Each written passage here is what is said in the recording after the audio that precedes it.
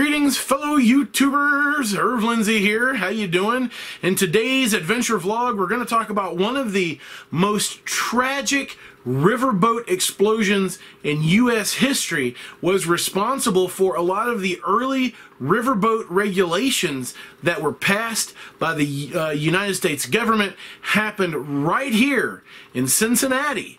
So stick around. I think you'll like this one.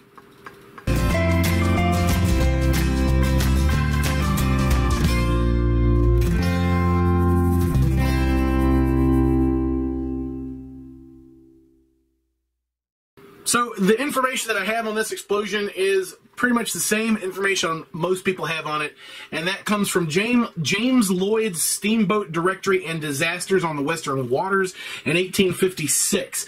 The Moselle was regarded as one of the most famous riverboats of the time. The captain, Captain Perrin, was the owner and operator of the Moselle, and he was very proud of his ship, and he had acquired a bit of celebrity status because of his ship. It was the fastest riverboat on the water at the time. So, on the afternoon of April 25th, 1838, about 5 o'clock in the afternoon, the Moselle left the public landing downtown Cincinnati. Now, that is somewhere near the ballpark, if I'm remembering properly, kind of down there in that part of downtown. There were a ridiculous number of passengers this day. It was had become very famous, and the newspapers of the time, the Cincinnati, especially the Cincinnati Press, had really done a great job of talking about how fast and fantastic this ship was. So everybody wanted to take a ride on it. Everybody wanted to see it. So there was a lot of people there to see it off, but there was also a lot of ridiculous number of people on it. Some reports as many as 300 people. It was a very nice day, and people were expecting a very nice, comfortable, easy voyage. A lot of people had gotten way high up on the upper deck because that seemed to be the best place to be, right? You're on the upper deck, you get a better view, better vantage point, and that's where the majority of the passengers were on this particular day. Alright, so they traveled upriver to pick up a group of German immigrants that were waiting up in Fulton, along with their cargo and their baggage and everything. One seasoned engineer that was on board noticed that the steam engines were way too high. Now, I'm assuming you're talking about steam pressure, because that's what drove everything, was the steam pressure. It was way too high and way too hot. And when the boat stopped, one man on board reportedly left and went ashore and got off the boat. From my understanding, from what I've read about this stuff, is the steam engines do make noise, and when they get overpowered and they get dangerously hot and high pressured, they make very specific noises.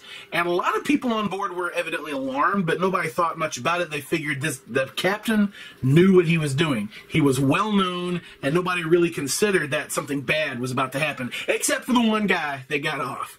Lucky guy. So the engines were making lots of noise, and so they stopped. They picked up the German immigrants that were waiting, and as soon as they got them and they got their luggage and all their gear on board, the bow of the boat was shoved from the shore. That's the phrase that's used. I guess that means that they pushed the bow. Is that the way it worked? At the moment, the instant the explosion took place, and the instant that they left the shore. So they were actually pretty close to the shore when the explosion happened. And so there's a series of events that happened. I want to tell you guys about this because the story itself is it's just ripped right out of the headlines. If something like this were to happen today, it would be on the news for a month. That's all that would be on the news. There would be TV stations running 24-hour news about it, about the cleanup, about the search and rescue efforts. This was a major event, and it did capture national attention at the time. The entire front part of the boat was basically blown to splinters. And every timber, and an eyewitness said, every timber appeared to be twisted as trees sometimes are when struck by lightning.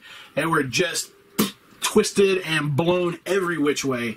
And as soon as the accident occurred, you know, the boat just keeps floating downstream, and it floated downstream for, you know, about 100 yards, and she just kind of sank right there in the river. The upper part of the cabin was still out of the water. There was baggage and bodies floating, just slowly floating down the river. A lot of people back then didn't know how to swim. A significant number of people did not know how to swim, and so even though there was, you know, I forget what they say, less than 100 people in the water still alive, the majority, only about, I think about, maybe it said only about a dozen people actually survived the water. It was remarked that the force of the explosion was unprecedented in the history of steam. And a lot of people said it was like gunpowder blew up. It was that explosive. Captain Perrin, at the time that the accident happened, was on top. He was out on the deck on top, and he was talking to somebody. When the accident happened, he was blown so high up into the air that he came back down, and he died on impact. The person he was talking to survived. They were just blown back onto the deck. He was blown a quarter of a mile away and died, and they just were blown backwards onto the deck. It makes no sense, but that's sometimes the way things happen when you have a tragedy like this. Let's see, what else? Another person was blown the distance of 100 yards with such force, according to the report of a reliable witness, that his head and a part of his body actually went through the roof of a house. Some of the passengers who were in the rear of the boat and who were not injured by the explosion jumped overboard.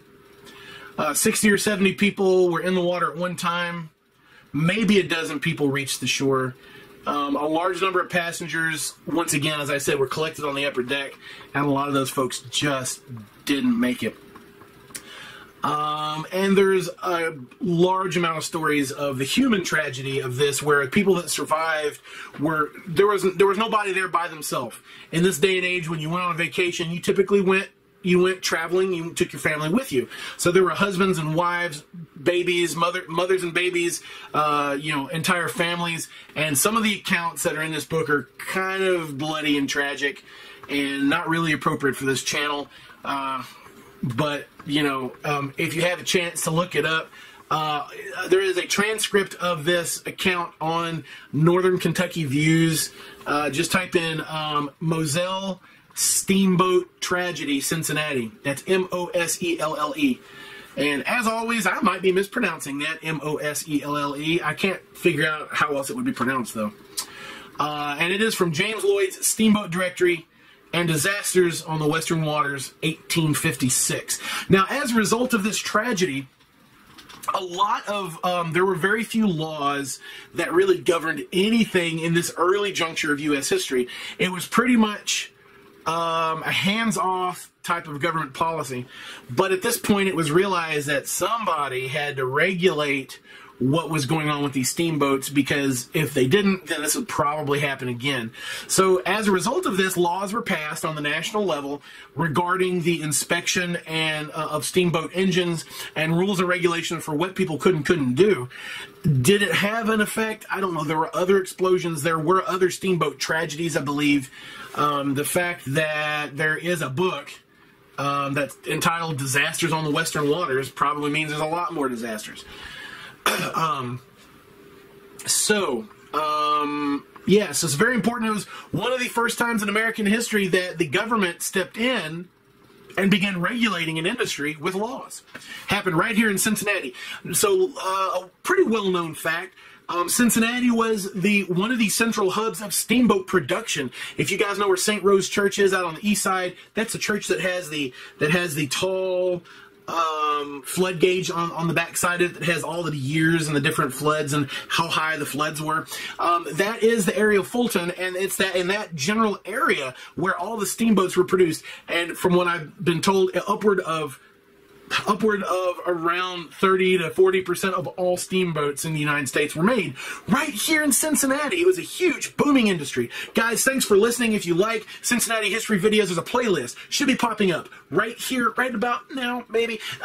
Click there, and there's a lot more Cincinnati history videos in that list. Guys, click there, go over there, watch another video, and I will see you in the next video.